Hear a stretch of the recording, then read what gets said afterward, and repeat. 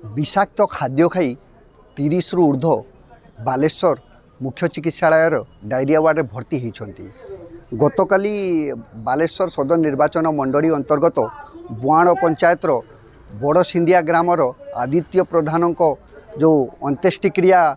जो पिता भात होता ताकू गोटे परिवार पाखापाखि 30 जन और बंधु बांधव को मिसाई पाखापाखि 35 जन खाई खाइला परे राति सेमानकर अवस्था धीरे धीरे गुरुतर होगा लगी बांति मुंड बथा एवं झाड़ा हेबार लगी। परवर्ती समय भोर 4टारू सेमानकु पर्यायक्रमे बालेश्वर मुख्य चिकित्सालय थिबा डायरिया वार्ड रे भर्ती करा जायथिबा बेले सेमानक मध्यरु 2 ରୁ 3 जनक अवस्था गुरुतर रही।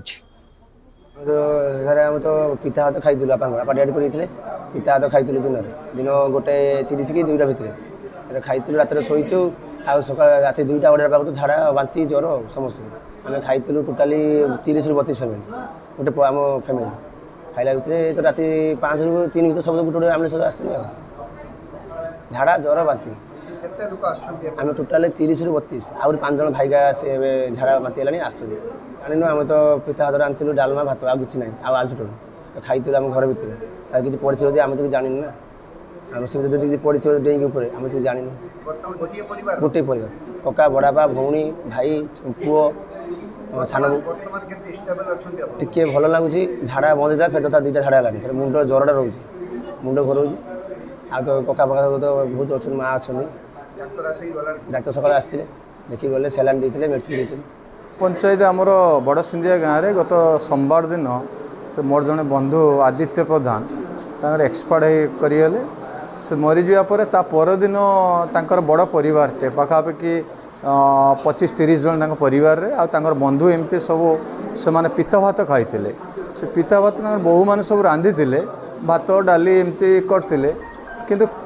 केमिति से जो खाद्य पड़ी हुए तो आम माने अनुमान करुचु किसी जदि संभाळवा बा आमर झिटपिटी ये जदि पड़ी जाइथिबो हुए तो विषाक्त होइथिबो जहाँ काली पखरु तांकर सब रिएक्शन आरंभ हो बांति झाड़ा मथा बिंधिबा ज्वर हॉस्पिटल आसुचंती बोधे 12-14 जन आसुचंती पुणी आसुचंती सकाळ 3टा एम्बुलेंस जाइतिला घर पाखर 7-8 जन अच्छी जो मानकर अवस्था आस्ते आस्ते गुरुतर होउची एबे एम्बुलेंस को फोन कराई सेमान आनिया पई पाखापाखि बोधे 25 जन खंडे एथिरे हेइचंती एफेक्टेड हेइचंती जानिया परे सेमान को हॉस्पिटल अना जाइची हॉस्पिटल सेमान ट्रीटमेंट हला परे झाड़ा टिके कमिची बांति अल्प किछि मात्रा प्रशमित होउची किंतु मथा बिंदा ज्वरटा रोची तो सेटा वर्तमान सुधा भी रही गाँव में कि जेतिकी लोक से खाई से पिता भात जेतिकी लोक खाई समस्त एफेक्टेड होती गोटे परिवार एवं ताकर बंधु मैंने जो मैंने आसीथिले जो मैंने क्रिया रे आसीथिले से माने समस्त खाई। सोमवार दिन बुआड़ पंचायत रे बड़सिंदिया ग्राम रे जड़े व्यक्ति आदित्य बाबू बोली जड़े व्यक्ति मृत्यु घटी तो तांकर काली बुधवार दिन तांकर पिता भात खाइबार थिला से पिता भात खाई 30 रु अधिक लोक माने फूड पॉइजन रे आक्रांत होते तो आज वर्तमान सुधा हॉस्पिटल को 20 रु पेशेंट आसी साइलेनी आंबे माने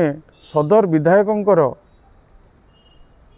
निर्देश क्रमे आसी तांकर मूलरू वर्तमान पर्यंत ट्रीटमेंट चलैचु तथा आमर सदर विधायक एवं मैडम एवं सीडीएमओ समस्त सहित जोगाजोग अच्छा समस्त एचओडी माने आसी भल भाव ट्रीटमेंट करुँच एवं आम कामना करुचु जे एमाने जेमिति दिने 2 दिन भितर संपूर्ण रूपे आरोग्य होई निज घर को करिवे सेही प्रयास रे आमे माने अछु एवं तांकु किभଳି भाव सुचारू भाव ट्रीटमेंट पाइबे तार व्यवस्था करू। अध घंटे भितर विधायक मध्य पहुँचबार अच्छी एवं तांकर किभଳି भाव से भल ट्रीटमेंट पाइबे तार व्यवस्था करिवार अछि।